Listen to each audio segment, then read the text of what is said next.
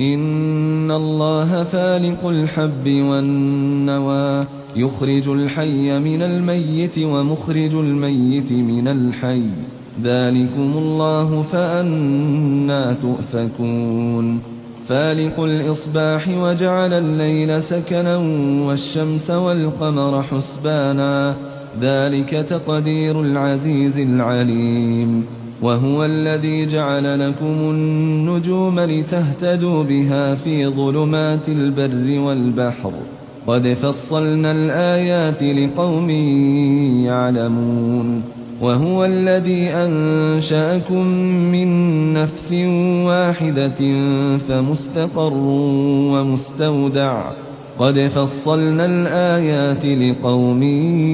يفقهون